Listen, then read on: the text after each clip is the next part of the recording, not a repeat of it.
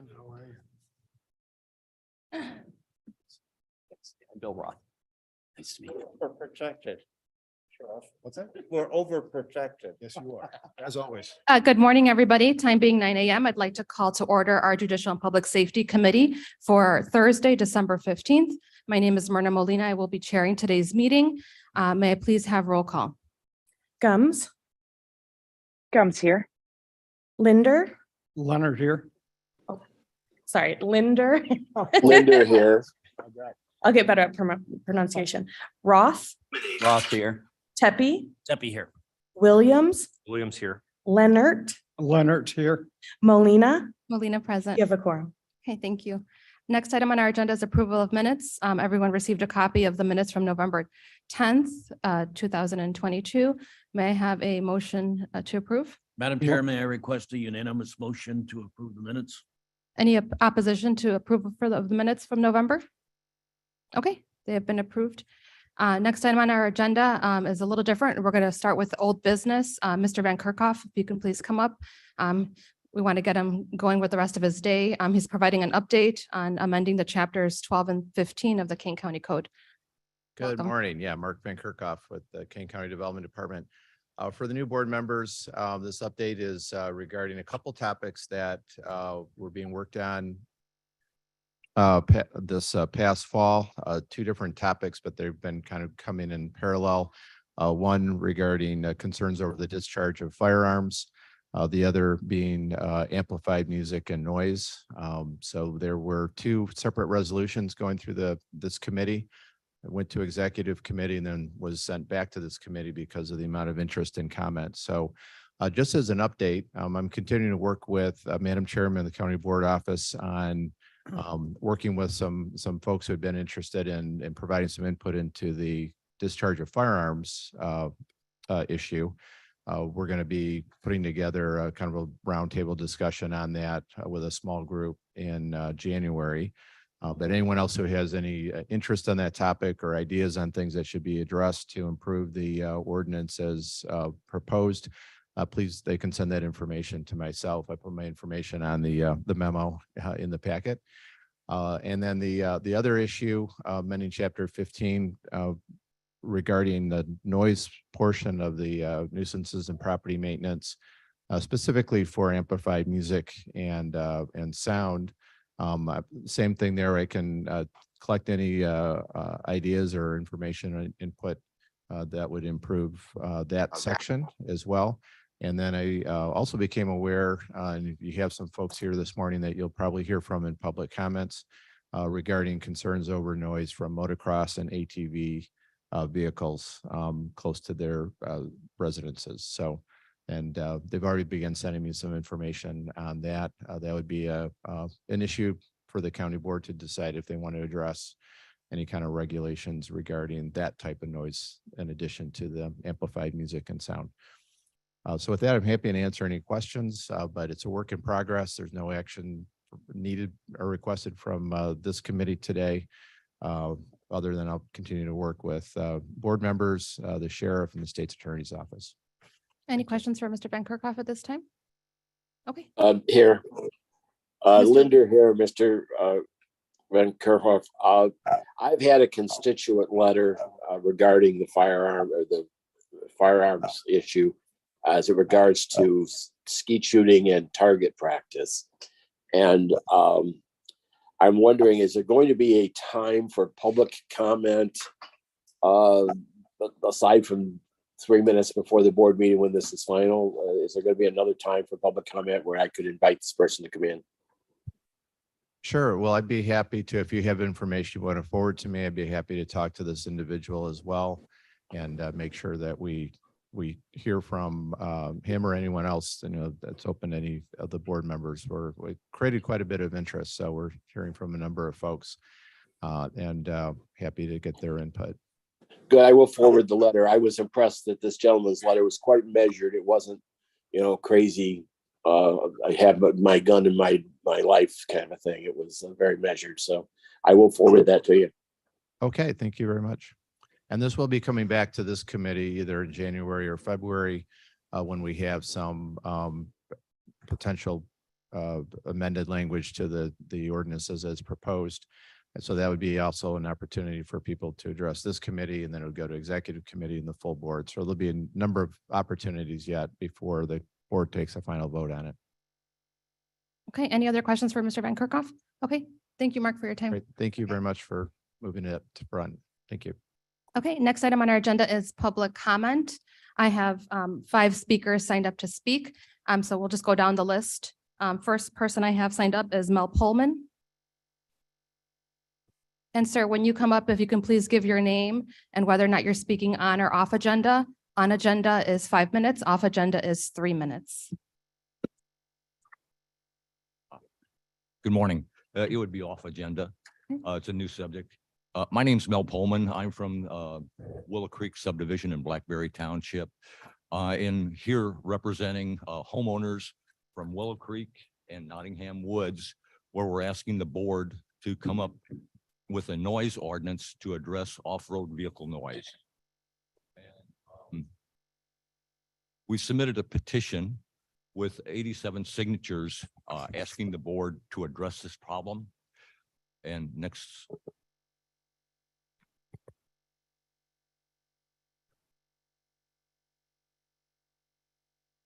There's a slide on the side. I probably didn't turn it on. Side of it, there's a slide. Okay, on. Okay. The Willow Creek and Nottingham Woods subdivisions are really nice. The reason why people move here is because of the peace, quiet, and tranquility. It's the reason why my family moved here. People are respectful of each other, and the average selling price of the homes in Willow Creek over the last 12 months is around 600,000. And Nottingham Woods is around 400,000. So these are really nice neighborhoods. At the end of September, the owner of a 15-acre green space, which is located just right between Nottingham Woods and Willow Creek, developed a off-road vehicle track, brought in 40 truckloads of dirt, and essentially we've referred to this as the wetlands, and drove away all wildlife and destroyed that setting. Since the end of September, motorcycles, ATVs, and gators have operated all hours of the day and generating a lot of dust, dirt, noise, and fumes. The next slide covers essentially the orientation of the motorcycle track and shows Willow Creek and Nottingham Woods. So there's over 20 homes that border this green space. And the next series of slides shows you just kind of the activity. The fellow put up a sign. And this shows the activity, ATVs, motorcycles, etc. This went on for about 3 hours on October 16th. More activity. These are all taken from my deck at the back of the house. So these noise infringements are impacting homeowners. No longer can young children play in their backyard because of the dust, the noise, etc. We have young families in the area, and they can't get their babies down to sleep because of the noise. Plus, their sleep, even at night, is disturbed because of this activity. We have people with medical conditions, so that when they're operating for 3 hours at a time, plus it creates a lot of stress, and no longer can we have outdoor entertainment because of the noise, dust, dirt, etc. And wildlife has been destroyed in this nice space. Additionally, financially impact the market value of our homes. We now have a stigma between this motorcycle track that covers the 2 subdivisions. And we've got 2 letters from real estate agents estimating that we've got a 15% reduction in home values. Because of this, we're asking the board to initiate an ordinance that would empower the sheriff's department to address this problem and hopefully reinstate the quality of life that we have long enjoyed there. we really need your support. Thank you. Thank you, Mr. Pullman. And I know Mr. Van Kirkhoff is here, so we will follow up with you at a Okay. later date. Okay, thank you. Great. Thank you. Okay, next speaker I have is Ann Tockstein.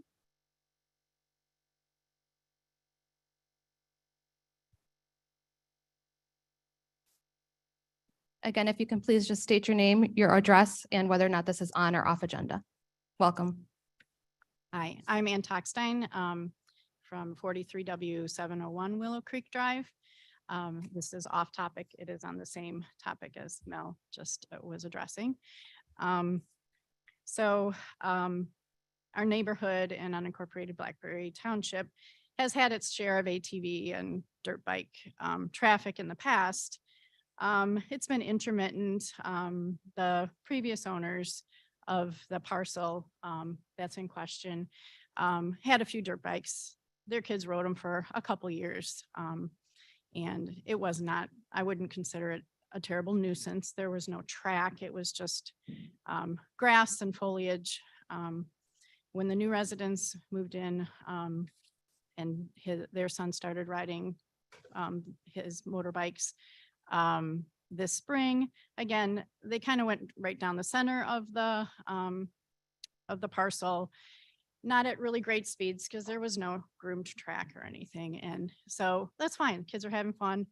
No big deal. Well, in September, when he brought in the 40 truckloads of dirt with a groomed track with jumps, there are 4-foot high berms at the curves. So these are, this is made to increase the speeds of the vehicles. This is when it's becoming a nuisance. So I would like to commend the work that Assistant State's Attorney Don O'Brien did in drafting the new amendments for Chapter 12 and 15, especially Chapter 15 in regards to the amplified music.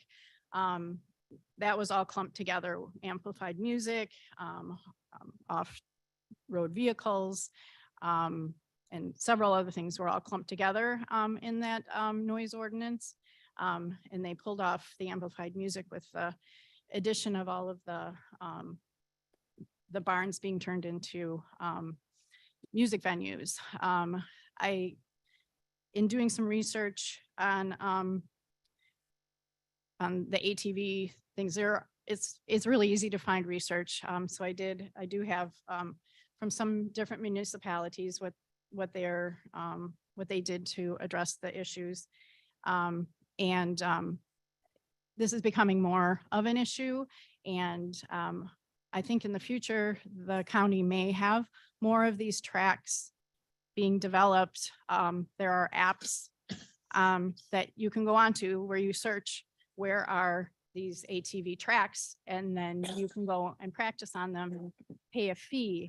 I have no idea if the current owner if that was his plan, but I could totally see that happening in the future. So I really believe that a more defined noise ordinance would probably be necessary in the future for King County. And if they would look into that, it would be really appreciated. Any questions? Okay, thank you for your time, Ms. Tolkson. If you have that research, we'll be happy to take it and Okay. Who do I Okay. need to? yeah. Okay, thank you.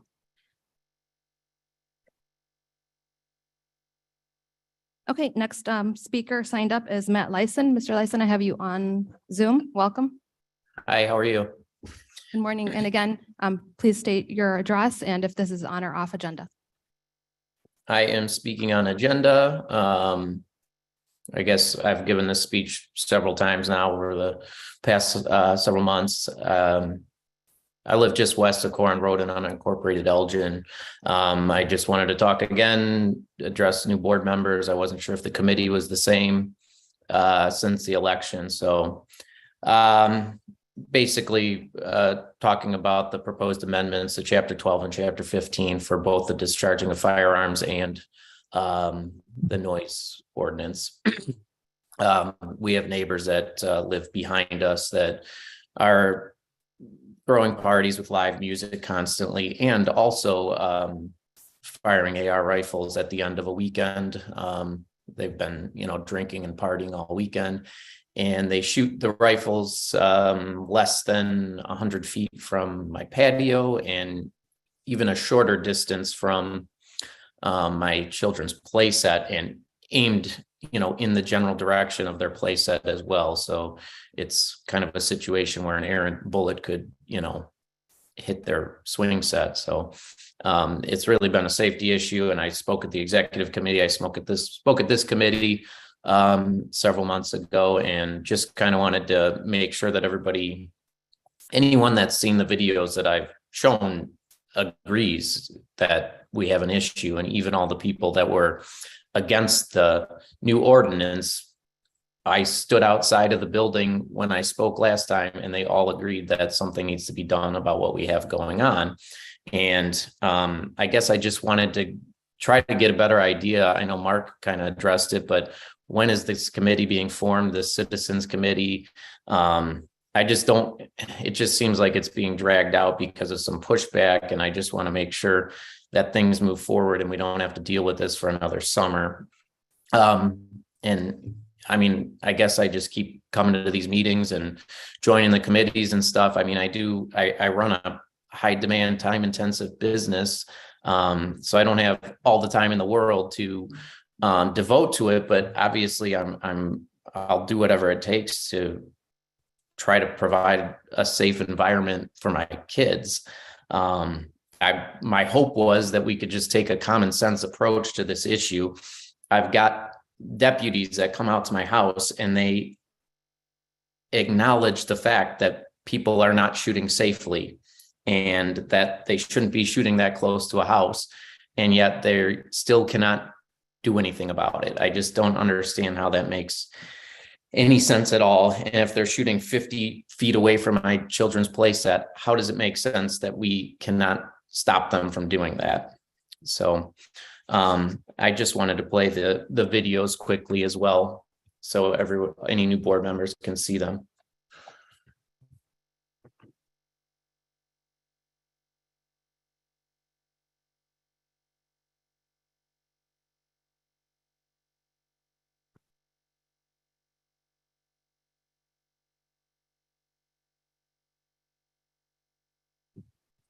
So that's from my camera on our back patio.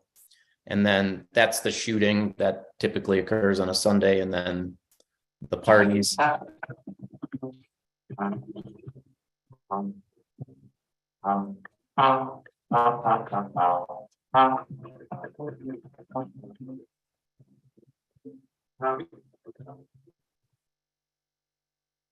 So as you can see, it's just not a peaceful or safe environment, and hopefully we can continue to do something about this. Thank you. Thank you, Mr. Leeson. Next speaker on the signed up, I have Regina Bartlett.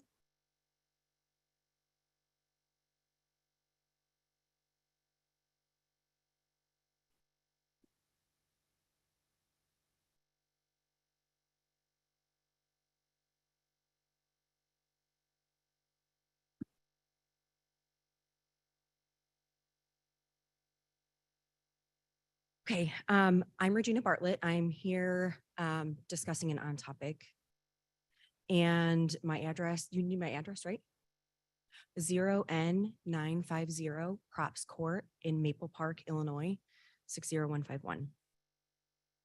Today specifically, I'm here to speak about the permit or the change that is proposed for the noise ordinance, where it says to permit or allow amplified sound or music on a premises during prohibited hours, which exceeds an average conversational level measured by 75 feet from the property line of the premises from which the sound is being generated. So my concern, much like a lot of the other speakers with the noise ordinance, this falls right in the same category where my family's being impacted by the noise of a neighbor, but it's being permitted because they are applying for permits and they're holding live events live music events. I mean, we can hear word for word the music. During tax time, I was trying to finish up taxes and I literally hear, I'm in my basement trying to escape the noise and I can still hear it. Thankfully, we did call our board representative and they did shut it down, but this is a continuing thing for us and it's an issue. It is an issue. I know in my discussion with Mark Vankerhoff, he explained that the music or noise that impedes one's ability to hold a conversation with another person at a reasonable distance apart is what is proposed. But if you really think about that, how loud does music have to be until it impedes a conversation? And then the other question is, I said, why isn't it measured by a decibel reader? And I was told that a decibel reader, there's too many subjectivity to it. You know, does the person know how to use it? Is it, you know, properly measuring the sound level? And so I said, but so then two people, what you're proposing to change it to is at 75 feet from that person's property line, which means on your property, you have no rights on your own property. 75 feet from their property line, at that point, it has to impede one's ability to hold a conversation. Well, then my question is, who's the decision maker? Who decide, are they male or female speakers? What's the tone that this is being measured by? There's too much subjectivity when it comes just to that. There has to be a better way to measure sound, to protect us as citizens, that we can have our kids outside playing and we're not listening to this loud music. And it's not even, I mean, I'll be honest with you, I would rather take the gunshots, all of those sounds, because they're only like, you know, and what's the person going to shoot for? Maybe 30 minutes. I have hours and hours and hours and hours of music. Please help me. Please. I'm asking. I've come to, I can't tell you how many meetings, and I've given this same speech, please.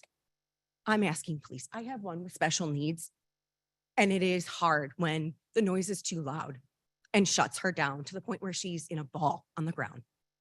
Please, please, I'm begging.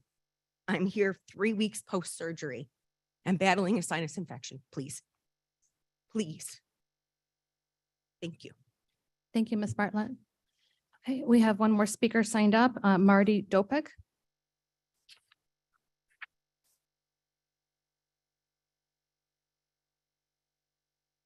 Morning. Good morning. My name is Marty Dapke.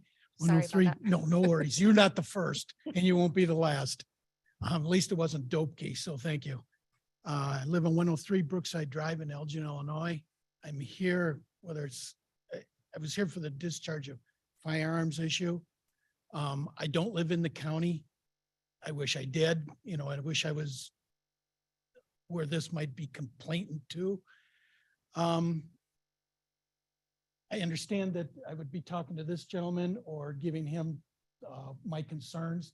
So now I know what to do. I thought there was going to be a bigger fanfare, whatever you want to call it. I would like to say though that, and I appreciate what the sheriff did, given on this video thing, he gave us one spectrum and the other spectrum. I would have liked to seen one maybe in the middle where some of this is going to be maybe more impacted, where an existing farmstead might be adjacent to a new subdivision, where this might become more of an issue in the future.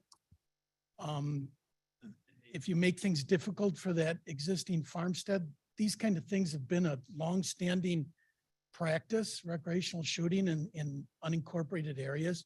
Your first exhibit, I have no argument with that.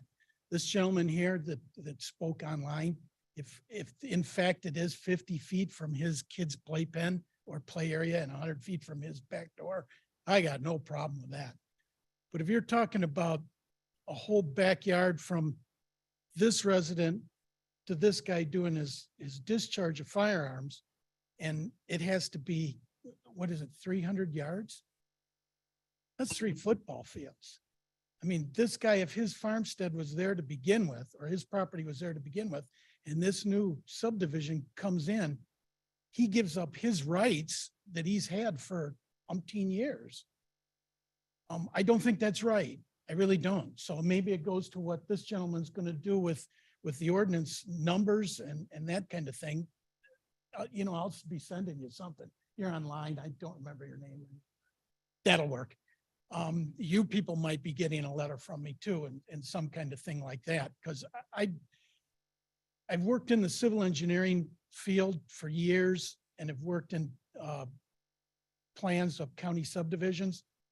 It's going to be hard to get 300 yards away from one's farmstead to the back door of an adjoining county subdivision. That's 3 city blocks in the downtown Elgin or in the old parts of Elgin. That's 3 city blocks. That's a fair amount of area that you got to give up. Anyways, I won't take any more of your time. Thank you for listening. So I'm going to grab that gentleman's card. Thanks again. Thank you. Thank you to all our speakers. We will. Cool. Have a good day. Okay, next item on our agenda is our monthly financial reports. Our reports are on file for review. Do we have anybody here from our Merit Commission? Okay, the Merit Commission report, I guess, will be sent to us. And then we will move on to KingCom. Ms. Guthrie, good morning. Good morning. Our monthly reports are on file, including, some highlights and projects from our last month. We did host our first class, and that was exciting. Our Deputy Director, Sarah Stofa, worked with the National Emergency Number Association, and we hosted a 911 customer service class. The Sheriff's Office was kind enough to accommodate our large class size. We had over 35 participants from neighboring comm centers participate, so that was great. Additionally, our focus remains on hiring. We are understaffed, and we are very focused on how we can up our staffing levels. So that continues to be the focus. And that's really all I have this morning, unless there's any questions. Okay, any questions for Ms. Guthrie? Okay, thank you. Thank you. Okay, next item is Sheriff Payne with Sheriff and Adult Corrections. Good morning. Thank you, Madam Chair. I do want to thank all of our public speakers. It is a little bit awkward at times because our protocol is to not respond to the public comments, but we love it when people come in and give us the feedback, and just make sure that you please send us by email or, even snail mail, any data that you have. This is what we need to formulate best practices in service to you. So thank you for that. I do want to quickly welcome all of our new board members. Congratulations, everybody. You are now sitting on the best committee in the county board. I think you'll see that we work very closely together, and we get the job done, and it's relatively fun.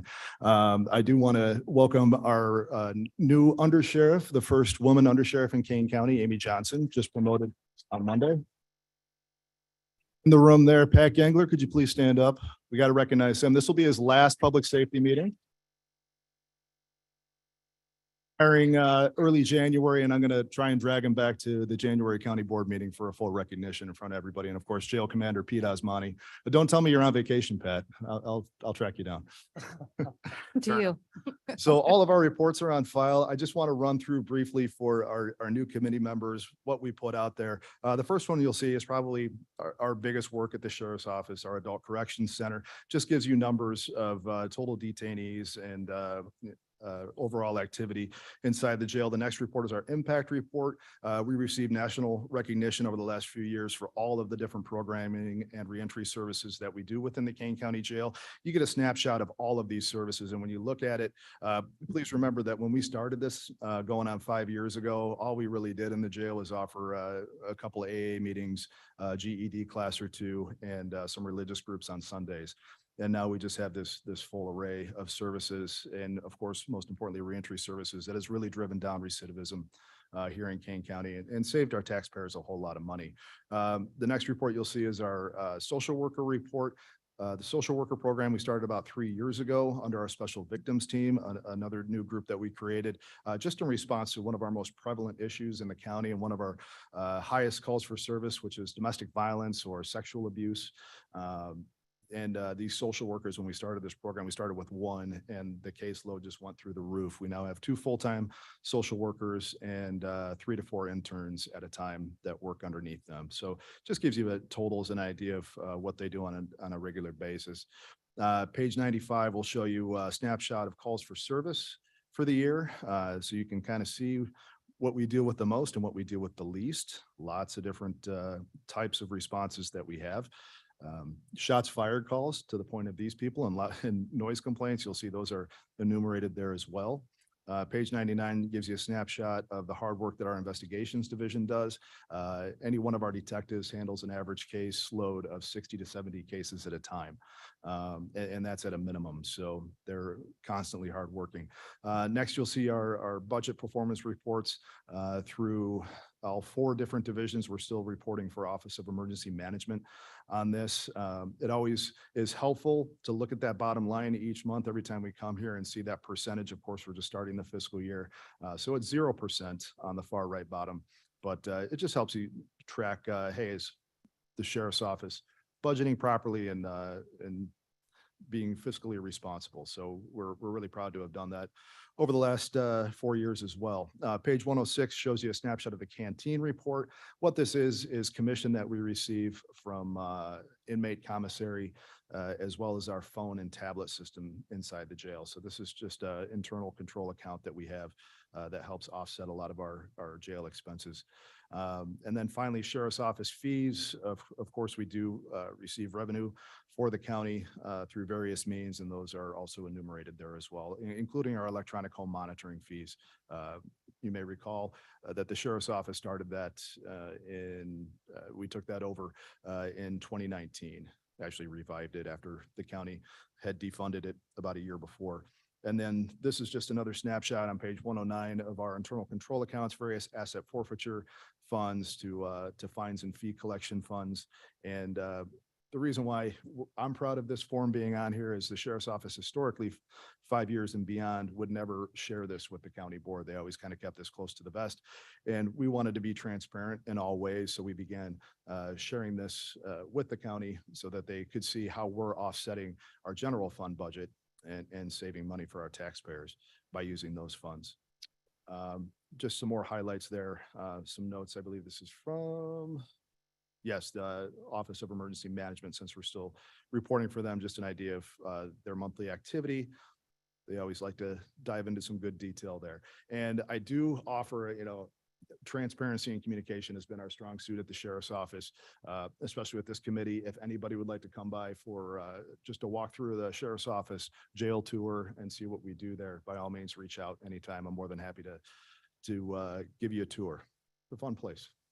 So we can move on. If nobody else has any feedback or questions, we can move to, unfortunately, we have 4 resolutions to go through for you guys today. But, Okay, any questions for Sheriff Payne at this moment? Okay, if you want to go ahead and introduce the first resolution. Great. This one is for 2 replacement vehicles for our patrol division.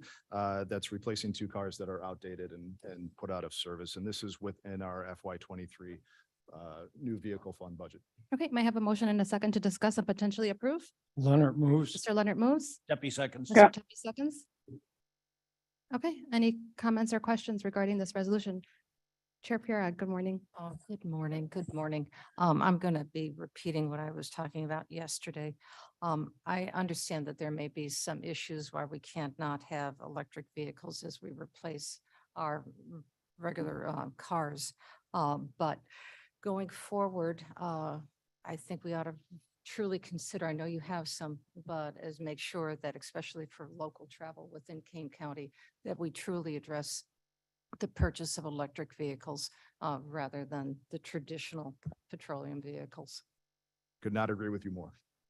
Once a proper police pursuit vehicle comes available, I do want to sample with the Tesla. If Mr. Tepe wants to give his up, we could sample that as a squad car. Only for you, Sheriff. Oh, thank you. There you go. Our first Tesla. Any other comments or questions regarding this resolution? Madam Chair? What, if I may, just one more thing. Please go ahead. One of the issues that we cannot do this was addressed to me yesterday. So I would ask everyone from our department heads or elected officials, if you're looking at an impediment to why you cannot purchase an electric vehicle, if it's because you don't have a charging station, just let us know how many charging stations you would require so we can start planning that accordingly. So that should not prohibit us from moving forward in that direction. Okay, good point. I'm sorry, was that Mr. Caius? Yes, thank you. It's Chris Caius. I'm chair of the administration committee, and I just wanted to point out there is a slight anomaly in the pathway that this resolution is taking, in that it typically goes to administration first, so before it moves on to other committees and up through the board flow of committee flows. This was presented just a little bit late, so we weren't able to vote on it, but we did. I did get a consensus from all members of the administration committee that this was appropriate, given the timeliness of the acquisition of the vehicles and the difficulty of getting them. So if anybody notices that, we have dealt with that in the administration committee. Thank you, Mr. Caius. Okay, any other comments or questions? Okay, Ms. Valdez, may I please have roll? Gums, Gums, yes. Linder, Linder, yes. Roth, Roth, yes. Tepe, Tepe, yes. Williams, Williams, yes. Leonard, Leonard, yes. Molina. Molina, yes. Okay, and this passes on to our Finance and Budget Committee in a few weeks. Okay, Sheriff Payne, would you introduce the next one? Certainly. This is going to be for replacement of our gym equipment at the sheriff's office. All of our 250 sworn personnel are expected to maintain a high level of physical fitness standards. We have not replaced any of this equipment since we moved into the sheriff's office in 2007. So it's a little outdated, dilapidated, and is in bad need of repair. So we're going to be using overage in our court security budget to supplement that and purchase the equipment for the $36,101. Okay, may I have a motion and a second to discuss and potentially approve? Roth Gums makes moves. approve. Mr. Roth moves, Ms. Gum seconds. Okay, what will you be doing with the old equipment? Hopefully we'll donate that if we can find a taker. Do you have one? No. In mind. It would be a great idea that we could maybe put it in the back here. We have the auditorium downstairs, which would be helpful. Madam Chair. Mr. Tepe? May I suggest that we create an exercise room for the Kane County Board? Please. A task force for that, Mr. Tepe. Okay, any other questions or comments? Mr. Williams? Are other county employees eligible to use the exercise equipment you have? Anybody is welcome at the sheriff's office if you're a county employee, certainly. We don't see that though, by and large, but that's something that we could certainly offer. Okay, great. Okay, Roth, Mr. Ross? yes. What's the life expectancy of the new equipment? We've had this for 15, some of it 20 plus years, because it even moved over from the old sheriff's office. So we expect this will last a good decade. Is that the norm, or is that just what you reality? So if you're going to a normal gym, they replace equipment constantly. Our gym is not used as much as a public gym. So that's why I think that this will last quite a while. All right. So that's acceptable, you think, 15 years? 10 to 15. Yeah. Okay, thank you. okay, any other comments or questions? Okay, may I please have roll call? Gums, Gums, yes. Linder,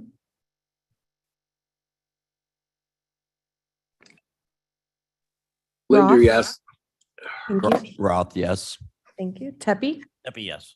Williams, Williams, yes. Leonard, Leonard, yes. Molina. Molina, yes. Passes. Okay, and this passes also to Finance and Budget. Okay, Sheriff Payne, next resolution. This is an update to our WellPath medical contract, and I do have Caitlin Vargas from the state's attorney's office just to give a little further explanation on this update. Okay, may I have a motion and a second to discuss and potentially approve? Roth makes the motion. Mr. Roth moves and Mr. Leonard seconds. Okay, welcome. Good morning. I am Assistant State's Attorney Caitlin Vargas, and we have brought this here today because when the board originally passed the WellPath contract, we had documentation in our RFP and we had WellPath proposal. We did not have a contract yet that we were reviewing. So we had originally passed by the board the terms of the RFP and the proposal. Since then, WellPath has added an indemnity clause wherein the county has agreed to indemnify WellPath in the event that the county acts or enacts with regard to certain issues. And so we are presenting this today to accept the amended contract that includes that mutual indemnification instead of the one-way indemnification. Okay, any comments or questions regarding this resolution? Okay, hearing and seeing none, may I please have roll call? Gums, Gums, yes. Linder, Linder, yes. Roth, Roth, yes. Pepe, Pepe, yes. Williams, Williams, yes. Leonard, Leonard, yes. Molina. Molina, yes. Passes. Okay, this passes on. Okay, next resolution. And finally, this is our intergovernment agreement between the city of Aurora, city of Elgin for the Edward Byrne Memorial Justice Assistance Grant. And this is historical. We do this annually, and the sheriff's office uses our portion to pay for our online training and policy standards. Okay, may I have a motion and a second to discuss and potentially approve? Roth makes the motion. Mr. Roth moves. Leonard, seconds. Mr. Leonard seconds. Okay, any comments or questions regarding this resolution? Hearing and seeing none, may I please have roll call? Gums, Gums, yes. Linder, Linder, yes. Roth, Roth, yes. Pepe, Pepe, yes. Williams, Williams, yes. Leonard, Leonard, yes. Molina. Molina, yes. Okay, this passes on. Okay, Sheriff Hayne, thank you. Any comments or questions for Sheriff Hayne at this time? Okay, we appreciate your time. We will move on to our state's attorney. I think I have Ms. Brady online, or will you be presenting for the state's attorney, Ms. Brady? Hey there, Miss Vargas is gonna take care of that.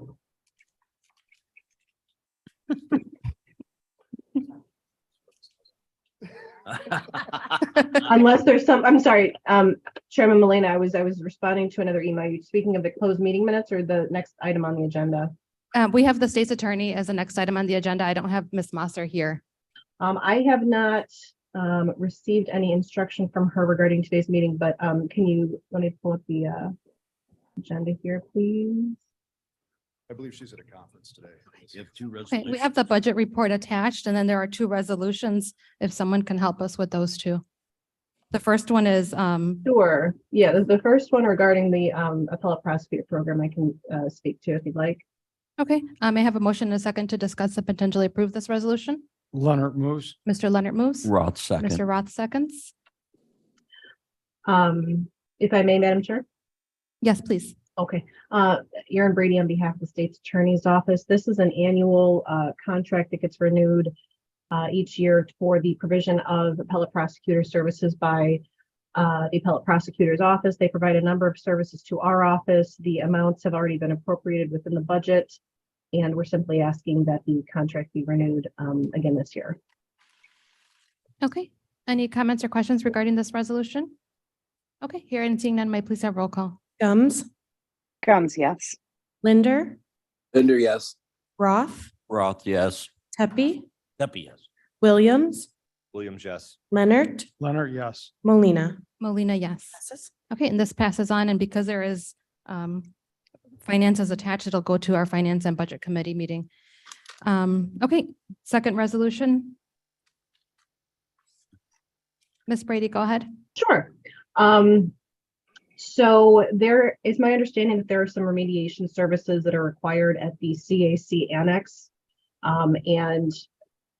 The agreement that the county and the CAC has with the University of Illinois to provide certain medical services within that building need to be suspended while that remediation takes place. And so what this resolution does is it authorizes an amendment to our current contract to allow for the suspension of both the services and the payment by the county for them until such a time as the remediation has been completed. It's my understanding that that will be taken care of shortly if it has not been already. But as I say, this resolution simply authorizes the suspension of those services and then revert back to our original contract once everything's complete and it's an environment that they can operate in again, can work in Okay. again. May I have a motion and a second to discuss this resolution? I'll make a motion. Mr. Williams. Roth, moves, second. And Mr. Roth seconds. So, Yep. so who's currently providing these services? The Do we have university, anybody? the University of Illinois Board of Trustees provides doctors and nurses to perform exams on child victims over at the CAC annex. As part of the investigation of some of the CAC's cases, there's a room that's specifically set up and constructed for that purpose. And so this is a contract that we have had with the University of Illinois, I'd say. This is probably the 6th or 7th year that these services have been ongoing. Madam Chair. Mr. Tubby, please go ahead. Is there a dollar amount associated with this?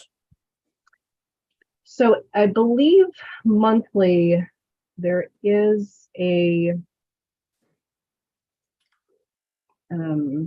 amount that we pay.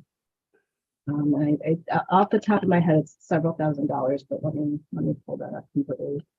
Madam Chair, I'd request one of two things. One, either a dollar amount is established and put forward before this goes, or, before this is before the Finance Committee, or that we postpone this for a month. Well, if I can just clarify just a little bit, this is the suspension of our payments until the remediation work on our end is complete. We already pay a negotiated amount to the University of Illinois for these services as they are conducted. What this does is is going to stop us from paying until the remediation work has been completed. Okay, I have no problem with that. Okay, Chairman. Kara? And just for clarification, we do provide the services for our youth here in Kane County. I was told that if we do not provide these services here, these children will be taken to Rockford for their examination. And that seems to be a complete burden on children who are already compromised by the abuse they've received from adults. So the building is being investigated. It is in the process of being remediated for the new board members. There was some issues with some mold, and that is being taken care of now. The building is being cleaned and appropriate now soon.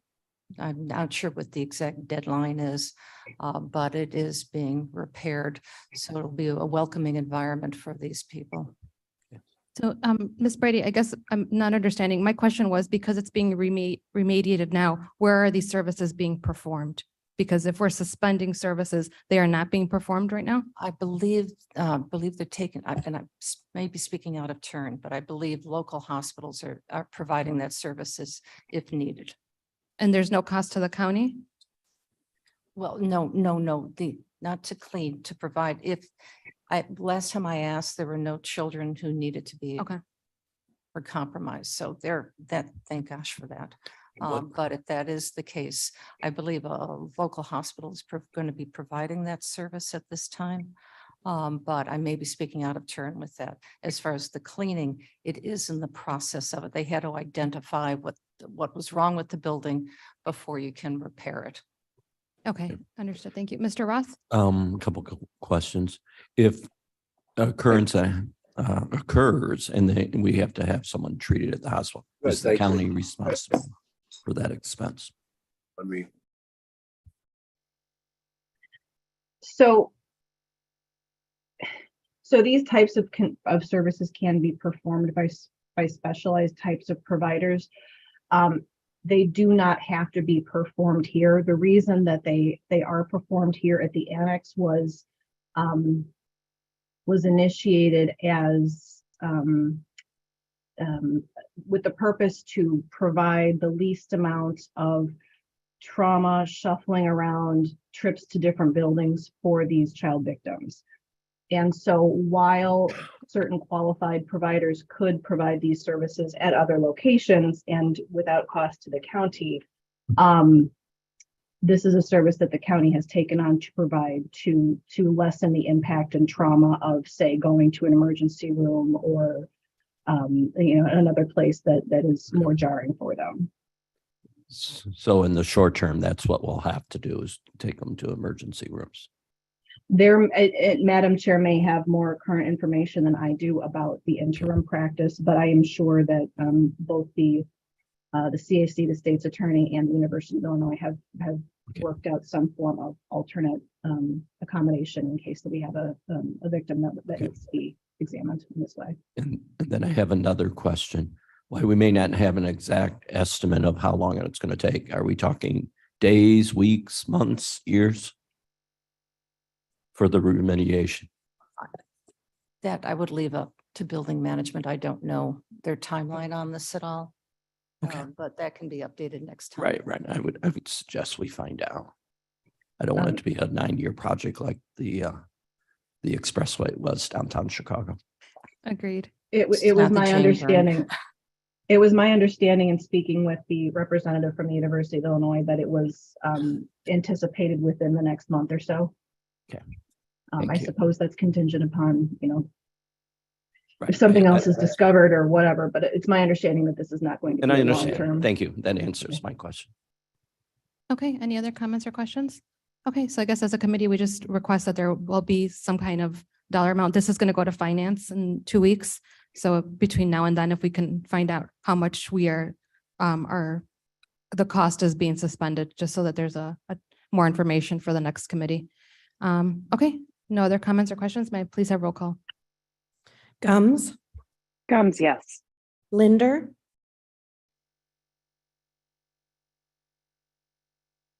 Linder, Roth, Roth, yes. Tepe, Deputy, yes. Williams, Williams, yes. Leonard, Leonard, yes. Molina. Molina, yes. Passes. Okay, and again, this passes on to finance and budget. Okay, thank you, Ms. Brady. We will move on to our public defender. Ms. Conant, good morning. Good morning. Thank you. I would join with Sheriff Hain in welcoming our new board members. I'm Rochelle Conant, the public defender in King County. Our reports are on file. Just a couple of other things. We have, I was thinking this morning, I don't know what we're going to talk about in March, but one more time on the Safety Act. We did our in-house training with our attorneys. So the Public Defender's Office is ready to go for January 1st. I know Judge Hall will probably talk about this in more detail, but we also participated in a couple of trainings that were provided to the county, town hall, and then one with the King County Bar Association, both of which were very well attended, and people had some really good questions. So it's good to know that others are beginning to take a look at it and be ready for January 1st as well. The final thing is I know throughout the year I've talked about our shortages in our office with staff attorneys. I am putting out a offer today for our last open attorney spot. So I'm hoping as far as attorneys, we will be fully staffed by the end of the year. And that's all I have. Great. Any questions or comments for our public defender? Okay, thank you for being here, Ms. Conant. Tepe here. Mr. Tepe, go ahead. I was wondering, have you been trained on the new software that's going to be implemented? Not yet. Our office did have a meeting with Axon, and she kind of walked us through it just to give us an idea of what to expect. Part of the contract was training for both our office and the state's attorney's office. That has not been scheduled yet, but we're looking forward to learning more about how it goes. It was a good meeting with the representative to have. We were still kind of a little lost as to what it looked like, so that gave us a better idea of what to expect. Okay, thank you. Okay, no other questions or comments? Okay, we will move on to our judiciary and courts. Have Judge Hall and, I'm sorry, Chairman Pura, go ahead. Can I just ask one more question? I'm thinking of myself with new software, and it's always, you get the lesson and then you forget the lesson. And then you know how it goes. Will there be an expert there that you'll be able to have on call or some online support so that when you have that fifth question, they'll be able to respond to you quickly? Well, when we had the meeting with Axon, I think her name was Erica. She told us that she would be available to us once after the training took place. So I think that we will have someone to reach out to there for them. IT is always fabulous. I don't know how they get up to speed on everything, but they are always really great about that. So I know that they have been very much involved with it. So I expect they'll have some understanding as well. So as with anything, I'm sure we'll have some little bumps in the roads as we're getting started, but we are dedicated to making sure that we know how we're doing it. And hopefully in a couple of months, we'll be experts at it as well. Very good. Thank you. Okay, thank you. Okay, so we will move on to judiciary and courts. So we have Judge Hall and Ms. O'Brien here. I'm going to start with Morning. Ms. O'Brien. Morning, Andrea O'Brien, Trial Court Administrator. Ooh, a little loud. I want to welcome all the new county board members as well. I'd like to introduce Jason Mathis. He is our new Deputy Court Administrator sitting to my right. He starts with us on Monday. Just from Court Services, he's been working in the pretrial division. We did a national search and we selected one of our own, Kane County, and we're excited to have him. So we've already started putting him to work and he's ready to go. So I just want to welcome him. Do you want to say anything, Jason? I just want to take a second, thank Judge Hall and Andrea, who's been amazing going in this process. I can't speak about where I'm going unless I speak about where I've come from. Lisa is 3 seats down. She and Director Latanya Hill just been amazing to work with in court services. So I wish you guys nothing but the best, but I'm looking forward to this new role. So I look forward to working with each and every one of you. Thank you very much. Thank you. Congratulations. Yeah, and I just want to start by talking about that. And again, we go back to the work that this committee has done on trying to work on employee wages to try to talk about how much turnover hurts the county. And here we have an example of somebody who started in our system, who has grown professionally through and under the direction of Lisa Ost, who has gained the respect not only of all his fellow probation officers, but everybody through the strategic planning process, and who ultimately, after a national search, was determined to be the best candidate right here in King County. So when we talk about the benefit of keeping our employees here, this is a perfect example. He's going to be able to, walk in day one. Actually, I want to thank Lisa because even though he's not on day one, he's already been working as the deputy trial court administrator, attending meetings. But it's a thanks to the county board and a thanks for what you're doing, because this is a perfect example of why keeping people is so beneficial. And the same thing with Amy and seeing her. I mean, it's just fantastic to see that done as well. So a couple other things as we go through. One thing that I want to mention, maybe off topic a little bit, but I also want to talk about all the great work that Building and Grounds is doing. I know that, again, Chris Caius and other members spent a lot of time talking to us in this group about Building and Grounds, building maintenance, upkeep. We've seen an incredible difference over the last 6 months. The current staff is doing a wonderful job. They're responsive. They communicate with us.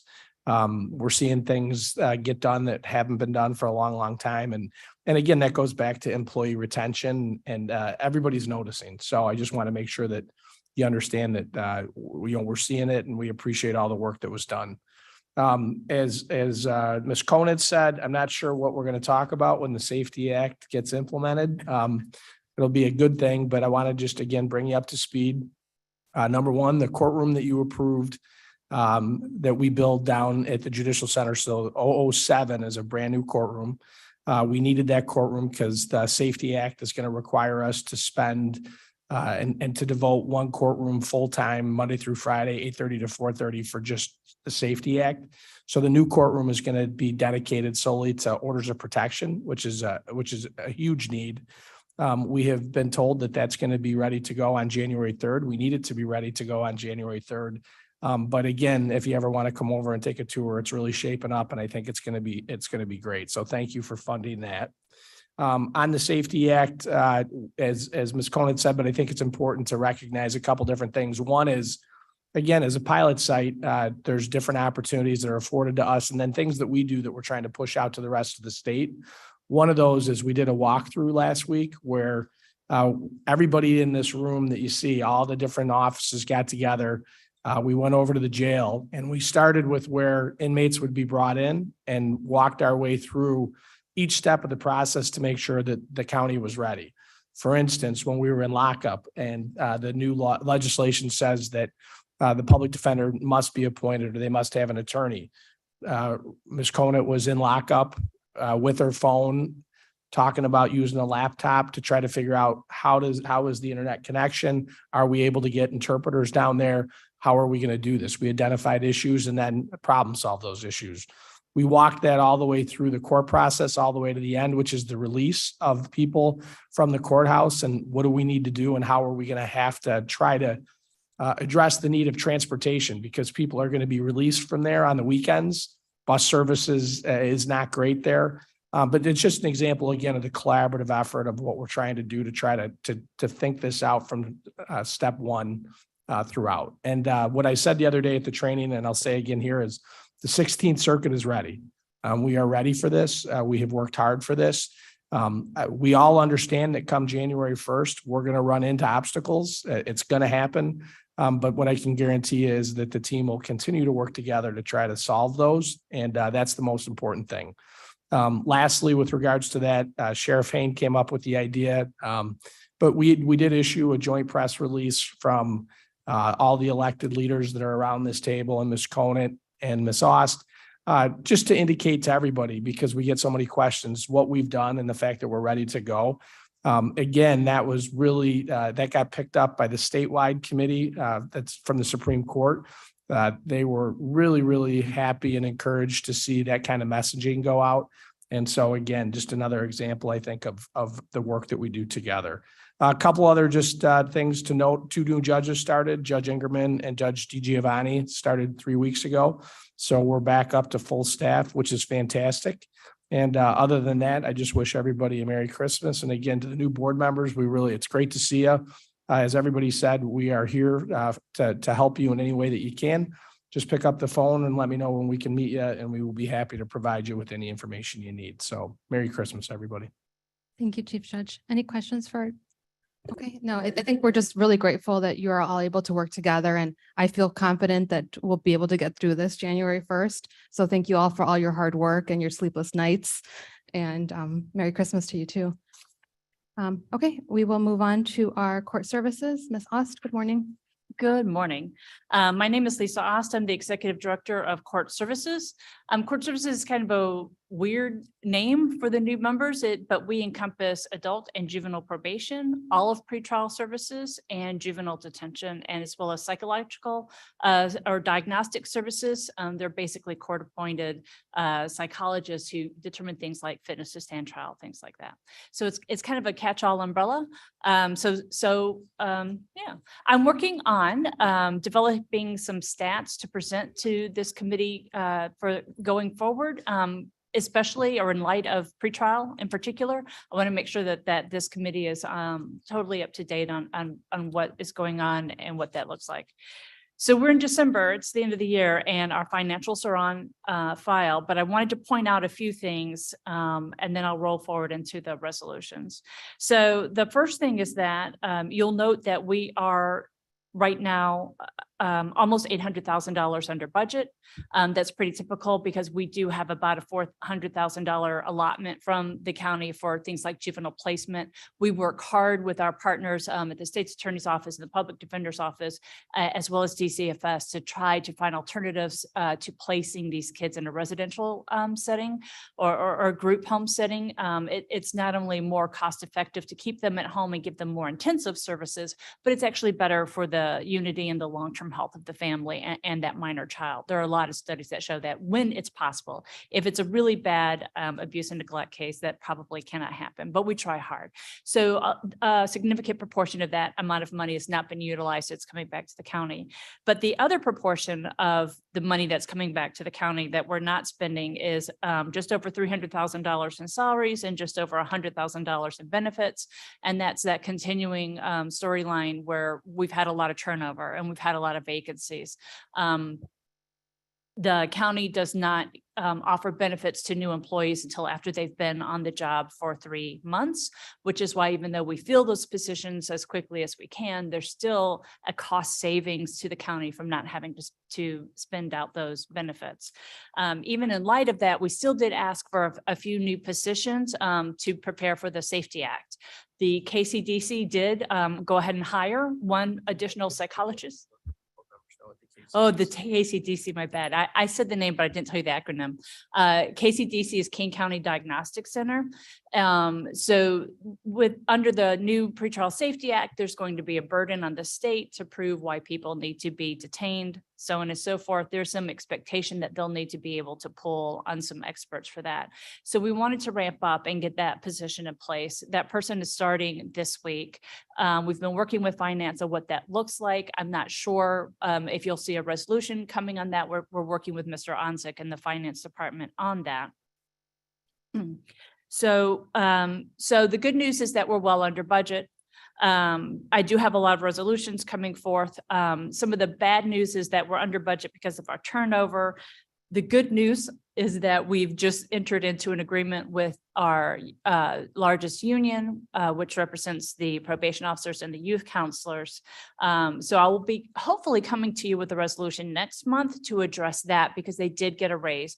Our goal was to start the youth counselors at juvenile detention at right around the $50,000 a year to make us competitive with the jail, who starts well above that, as well as the Illinois Department of Juvenile Justice, which is directly across the street. And they also start above or in the high 50s a year. And so we were losing a lot of staff to both of those departments. And so we wanted to try to be more competitive with that. And I'm happy to say that since this contract has passed, we've only had 2 people resign in the entire month of March, which is substantially decreased from what it was before. And I'm thrilled about that. The other piece of court services. Could I add one Yes. thing to that? Just the other thing that Mike Davis, who's our superintendent, noted, and I don't know whether Ms. Ost will be able to talk about this, but the hiring process, because of the turnover, has been constant. Yes. It never stops. Because of what Director Ost just talked about, we really felt like that number, that 50,000, was really, really important. And I believe that Director Davis said that they received 33 applications after that posting went from the 40 to the 50. So, you know, you always get those tweets about the Costco number and how you know when you're getting a good deal and when you're not getting a good deal. That numerical, that 50,000 was evidently a bump where all of a sudden the number of applications came in was dramatic, which was huge. Thank you. Thank you for that clarification. So the other piece of court services is that a substantial amount of our revenue that goes to the county is actually salary reimbursement. And so I like to call us a cost share county or a cost share department. So the county pays for the benefits, particularly of the youth counselors at the juvenile detention, and the state of Illinois reimburses the county for the cost of the salaries. So because they have received an increase in their salaries, I have submitted the paperwork downstate to Springfield for that to be recognized and for the county to receive that reimbursement for the salaries. So I'm hopeful that that will get resolved and I'll be able to present that at the same time that I present you the union contract. And so then that will substantially cover the cost of that. So I'm estimating at this time that the cost of the county will be only 1% or 2% for that total increase, but I'm working on that. So hopefully that will come in January. Okay, for the JJC as well, the bad news is that with the supply chain issues, this board approved for them to have all new washers and dryers. They were only able to get their washers. The dryers are still on back order. So next month, I'll also be coming with a resolution asking for some rollover funds. It's only $20,000 to account for. We still need to get the dryers, but the washers have been purchased and they're good to go. On the revenue side, I haven't often given a huge shout out to Townhouse Books in St. Charles, and I want to, because you'll see on our revenue side, we're actually at 120% of the revenue collection for what we thought for the Juvenile Justice Donation Fund. And what that fund is used for is specifically to buy books and reading materials for the kids at the JJC, at juvenile detention, that they can keep, they can bring home. So these are not tax dollars, these are donations. We are so lucky to have really wonderful partners in the community who give us books and give us money to make sure that they have plenty of books to read and that they can take them home. So huge shout out to them in St. Charles. They're wonderful people. Ms. And with Ost, can you provide us more information, maybe give it to Ms. Mann about that program? Because I think a lot of us might like to donate to something similar to that or to that. Absolutely. I would love to do that. Thank you. That's a great idea. Okay, and then with that, I have my resolutions. Okay, any comments or questions first regarding the report? Okay, go ahead and introduce the first one and then we'll take it from there. So I'm presenting a series of resolutions to you today for contracts. We call them intergovernmental agreements for juvenile detention. In the state of Illinois, there are only 16 juvenile detention facilities in the state. Kane County, we're well positioned to be regional partners. And so all of these contracts are for us to hold the minors for counties in the region that do not have a juvenile detention facility. We have increased we call it a per diem, the amount that we are charging the other counties to hold their minors. We are increasing that amount from, to $175 a day per minor. And I want to explain that that number has increased quite a bit over previous contracts. And it's partly because costs have increased, and we've spoken about that. But you can see with the amount of money that we're giving back to the county, it's not necessarily because our overtime or our personnel expenses are so high. Partly it's because the number of kids being detained has decreased. And so when you just do basic math, you've got numerators and denominators. When the population size decreases in a facility, that means the cost per child goes up.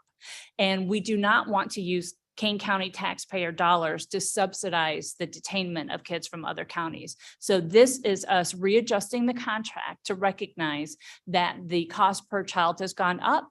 We have to be in compliance with certain standards, federal laws, something called like the PREA, which is the Prison Rape Elimination Act, and some other laws. In juvenile detention, it's highly regulated. They have to have a certain number of calories per day, so on and so forth. So I'm going to take you through these resolutions where we're increasing that per diem with our contract partners. So the first one is an intergovernmental agreement with Ogle County for the detention of their juveniles. A motion and a second to discuss and potentially approve. Roth approve. Mr. Leonard moves, Mr. Roth seconds. Any comments or questions? I have one. Mr. How- Roth? How often is that changed? Annually? The per diem? Yes, we look at it annually, and our contracts have an opener that allows us to go in and alter it if the costs substantially change. Okay, thank you. Okay, may I please have roll call? Gums, Gums, yes. Linder, Roth. Roth, yes. I got you, Linder. Thank you. Tepe, Pepe, yes. Williams, Williams, yes. Leonard, Leonard, yes. Molina. Molina, yes. Okay, that passes. Ms. Oss, next. Thank you. The next resolution is authorizing an intergovernmental agreement with Stevenson County for the detention of their youth. Okay, may I have a motion and a second to discuss and potentially approve this resolution? Roth makes a motion. Linder Mr. second. Roth moves, Mr. Williams seconds. Okay, any comments or questions? Okay, roll call, please. Gums, Gums, yes. Linder, Linder, yes. Roth, Roth, yes. Tepe, Pepe, yes. Williams, Williams, yes. Leonard, Leonard, yes. Molina. Molina, yes. Passes. Okay, passes. Next resolution. The next resolution is for an intergovernmental agreement with Lee County for the detention of their youth. Okay, may I have a motion and a second to Roth discuss? makes the motion. Mr. Roth moves. Second. Mr. Williams seconds. Any comments or questions? Okay, may I please have roll call? Gums, Gums, yes. Linder, Linder, yes. Roth, Roth, yes. Tepe, Pepe, yes. Williams, Williams, yes. Leonard, Leonard, yes. Molina. Molina, yes. Passes. Okay, next one. The next one is an intergovernmental agreement with DuPage County for the detention of their youth. Okay, may I have a motion and a second? Roth makes the motion. Mr. Roth moves, Mr. Williams seconds. Any comments or questions? Okay, may I please have roll call? Gums, Gums, yes. Linder, Linder, yes. Roth, Roth, yes. Tepe, Pepe, yes. Williams, Williams, yes. Leonard, Leonard, yes. Molina. Molina, yes. Passes. Okay, passes on. Thank you. The next one is an intergovernmental agreement with McHenry County for the detention of youth. Okay, Roth may I have a makes the motion? motion. Mr. Roth will move, Mr. Williams will second. Any comments or questions? Okay, roll call, please. Gums, Gums, yes. Linder, Linder, yes. Roth, Roth, yes. Tepe, Pepe, yes. Williams, Williams, yes. Leonard, Leonard, yes. Molina. Molina, yes. Passes. Okay, so these 5 IGAs will pass on to our finance and budget. Any other comments or questions for Ms. Ost? Okay. Oh, yes, I please. just have a Ms. comment. I'd like to compliment her and her team. I had an opportunity to tour the facility, and it's in worse circumstances for a child to be incarcerated. It is of the best circumstances. The children seem to be content, well-behaved, at least what I saw. They were reading, we had a very brief conversation about the books that a bunch of young men were reading, and they spoke about it well and intelligently. I enjoyed the artwork that is around all of the corridors, and the cleanliness was absolutely remarkable, and the neatness and tidiness. So I'd like to do nothing but compliment you for your stewardship, and how important it is for our children to get back onto the right track, if at all possible. Thank you. We have one more shout out I'll give to the Regional Office of Education, who runs the educational program at juvenile detention, and they do a wonderful job. They provide the teachers, and they're truly wonderful to work with. Oh, absolutely. And the transition, because some of these youth are there for a week, 2 weeks, and to be able to pick that up and to be able to encourage them for their education, Yes, at least during that time that they're there, is very challenging. yes. Yes. And so next month, I'll bring a few more intergovernmental agreements. We're just in the process of finalizing those and the other resolutions. I have nothing else. Okay, thank you, Ms. Ost. Okay, we will move on to our circuit clerk, Ms. Barrero. Good morning. Good morning, everyone. I'm Teresa Barrero. I'm the clerk of the 16th Judicial Court. I'd like to welcome you all. And I've always said that all county board members should attend the judicial and public safety meetings, whether you're on the committee or not, because it's very informative. And since the bulk of the budget for Kane County is public safety, it's very educational, and it's worthwhile going forward to understand the workings of Kane County. Okay, first of all, in my report, well, my report is on file. There is a page that's always been controversy, and that is the collection for fines and fees that we send to Harris and Harris. Currently, we sent out 893 cases for the month of October, and we have received thus far $115,460. Out of that, the assessment that we should be getting going forward, which is always a gamble because we never know when we're going to get these funds or if they even will be recouped. But that amount is 693,000. So that's what we're holding our fingers crossed for in the future to try and collect. Secondly, I'd like to also discuss our staff levels. We are down also, just like everyone else in the county. We have revised some of our exempt information and job descriptions and that going forward to try and fill our IT positions. And that's looking good. But just like Lisa said, that Ms. House said that the pay is what turns folks away. We had 2 interviews yesterday and they both canceled. They found other positions that paid more than $15.75 an hour. So that will be something discussed going forward because we do have our union contract isn't up until December. We still have a year on this contract, but I'm sure that'll be the focus of what that contract will entirely be based on. I do want to commend Jason on his new job. He was instrumental in our strategic planning that we had, and I was the so-called chair of that group. And Jason, we implemented all of Jason's ideas to improve the life and work balance with employees. And we've actually started a few of those things that we discussed, such as giving up their birthday off next year. So it's not, they cannot use that day, but they have a month to use it because it seems when you can't pay the staff, Yes, please. they do look at days off. So that is just something that we've implemented.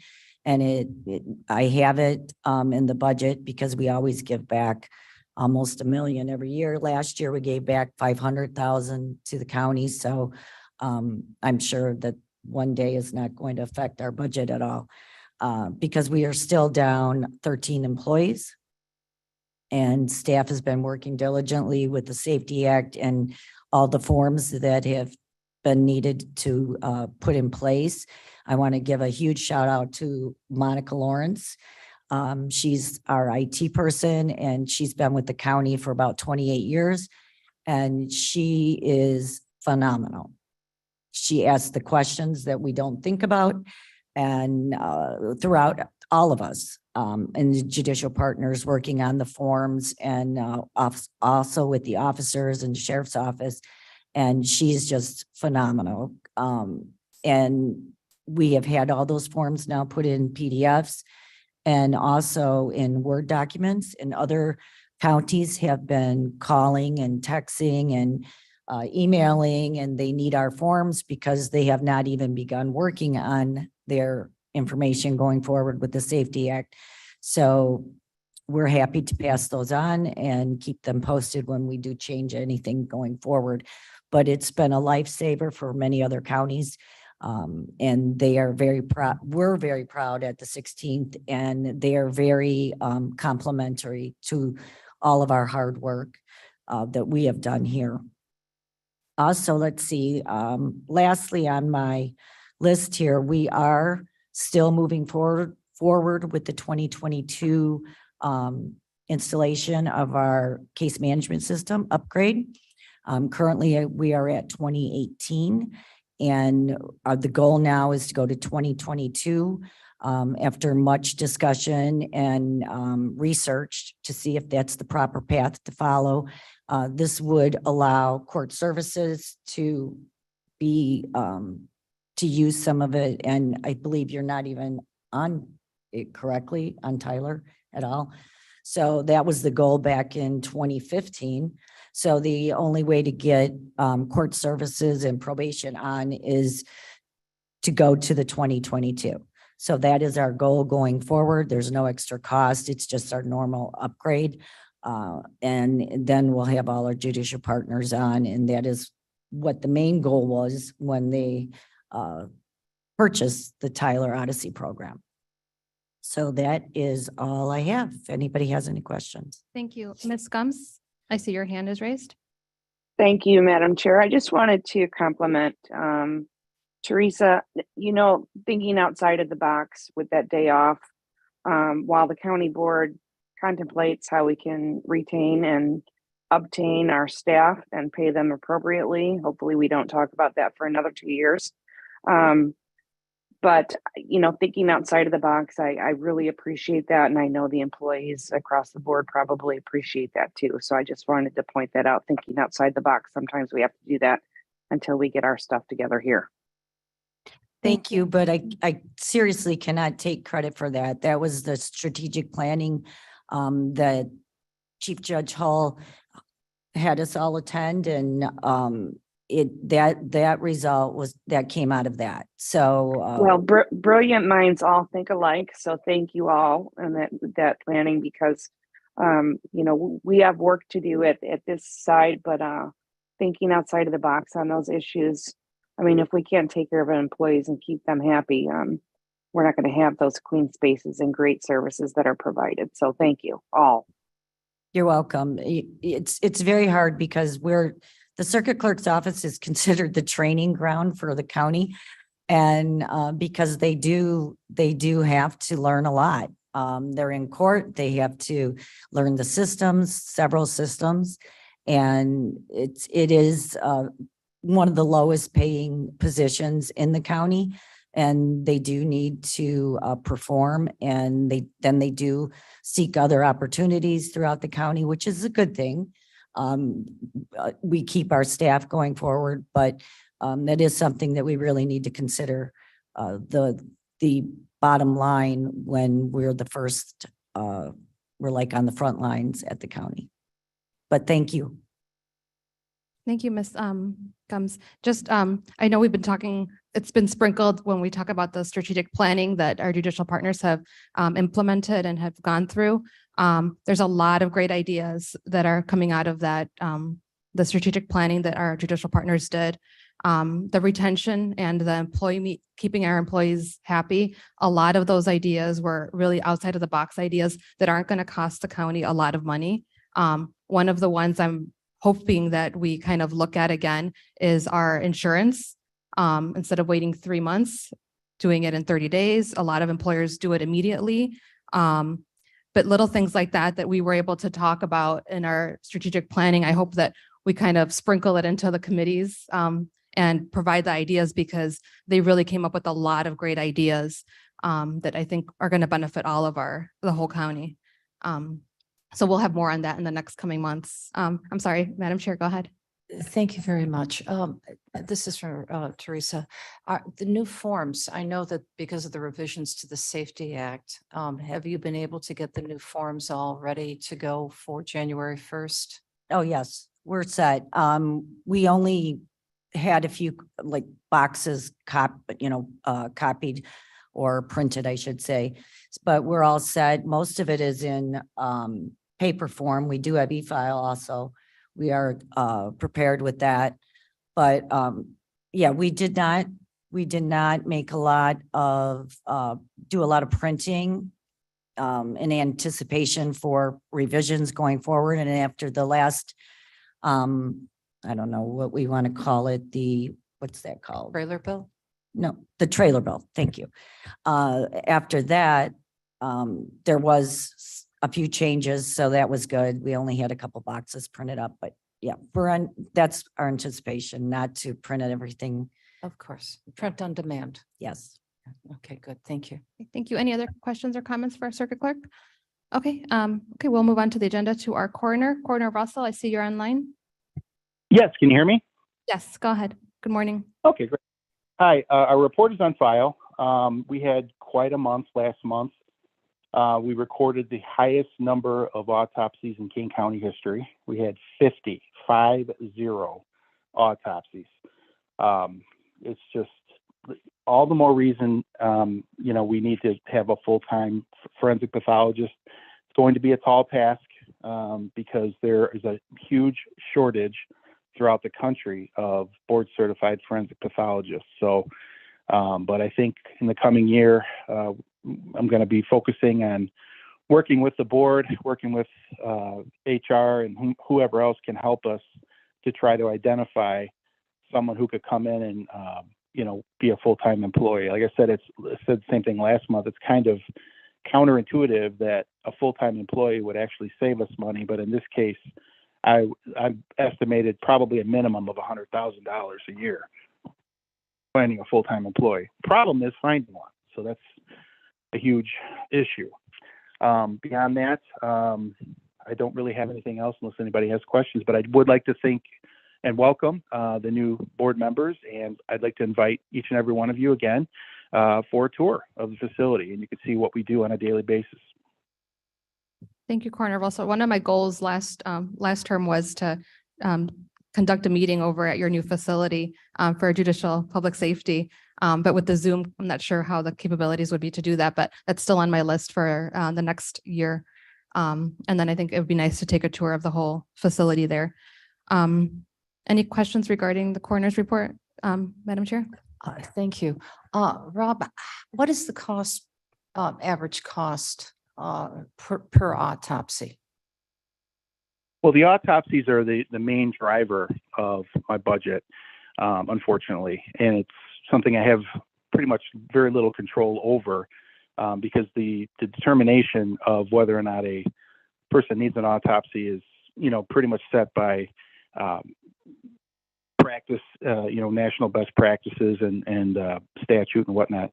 But the initial cost is $1,500 just for the actual autopsy itself, which includes the protocol from the doctor. So basically, we don't pay that until the report is in our hands. So the doctor does his or her autopsy and then, takes a few weeks, looks over the toxicology, and then issues a medical determination on the cause of death. Then we take that and, then we determine a manner.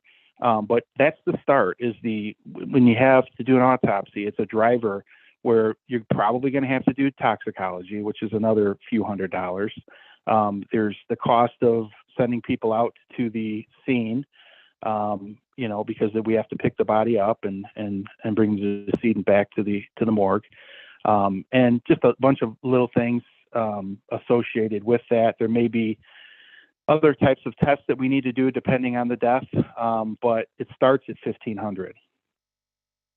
So when we're looking at potentially hiring a full-time toxicologist, forensic, what is it, a forensic?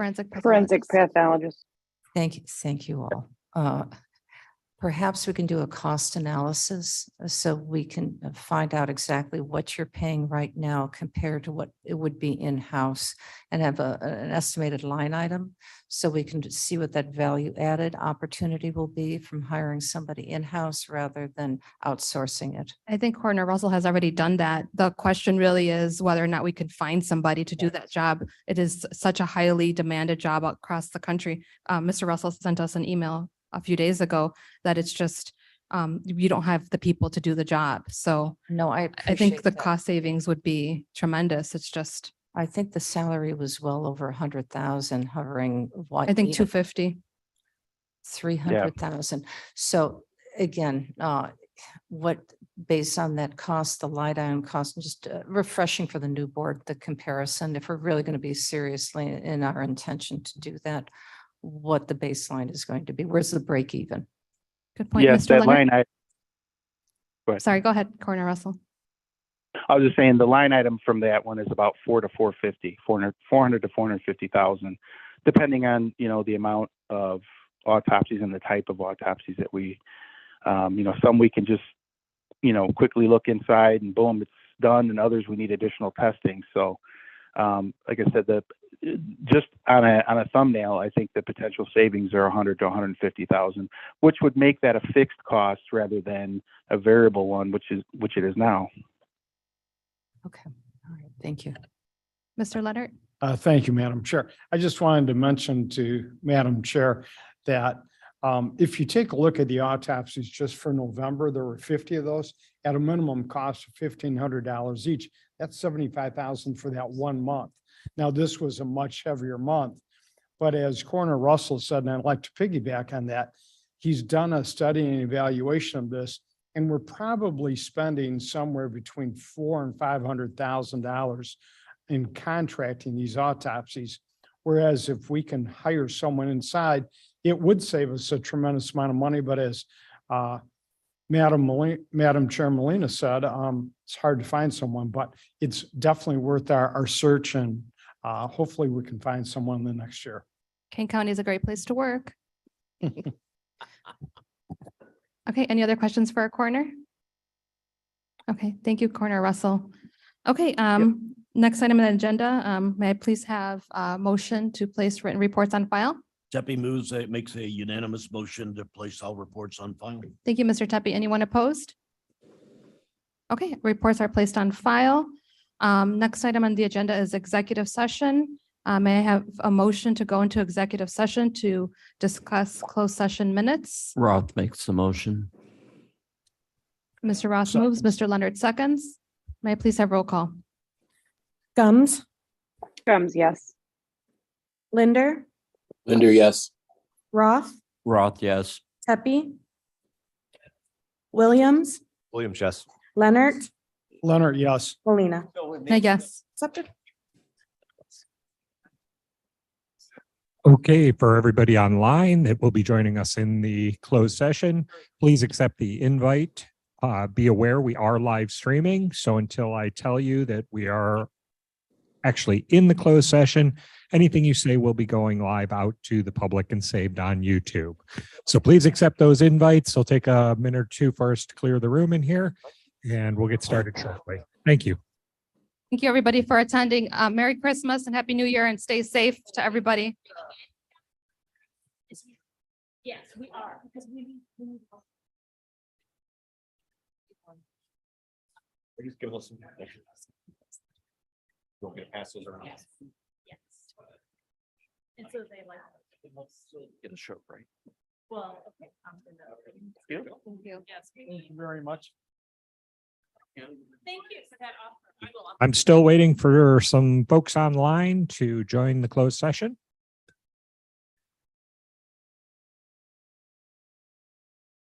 I never got the agenda. Okay. I always. Okay. Oh, I didn't. Okay. Just Now I know. All right, thank you. For the closed minutes. Yeah, she was Okay. kind of.